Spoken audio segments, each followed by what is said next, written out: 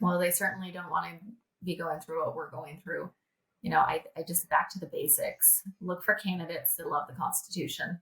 If they can't stand up for our kids, if they can't say boys are boys and girls are girls, if they can't say the Second Amendment is uncompromising, if they can't make basic statements of truth, if their truth, their line of truth is wishy washy, they're not the right candidates. So look for people that are Constitution loving candidates to serve your state and serve your people, so you don't end up in situations like we are in Oregon. Yeah. So finally, I guess, Mhm. what message would you send to people, um, or what would you like to say to people about how they can be active? You mentioned a few things, but what are specifically some of the things, some of the organizations, Mhm. stuff like that they can support, uh, or at very least look into? Because I don't want you to just blindly support something just Mhm. because Taryn says so, or just because Yeah, of I say course. so, or whatever. Mhm. Um, what are some organizations that they can look into, and uh, that might get their voice out there?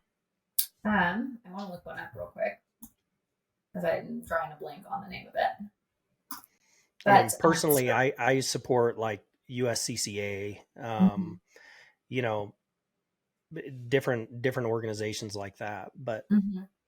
Well, certainly I'd love to direct people to Women for Gun Rights. The website is womenforgunrights.org, and there's no fee to sign up to be a part of Women for Gun Rights. It's an advocacy group, and we believe that education is the key to safer communities and safer families, and not legislation, but it starts with education. And so, I'm just rallying an army of women in my state to speak up and go be advocates and show up at the Capitol and give testimony in opposition of these terrible gun control bills and really help women find their voice. There is something very kind of invigorating about going down to Salem and having the opportunity to share your testimony. It can be scary at first, but after you do it, it's like, wow, I just did that.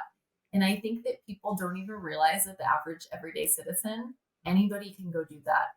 And so Women for Gun Rights is just a wonderful organization I'd love to steer people to. And not just women, but like we'd love to have men and families involved too, because a lot of women go to men to learn things about firearms. The majority, I'd say, probably do. They go to a trusted male figure in their life, or a spouse, or a father, or just a friend. And the majority of people they meet at a gun store are also males.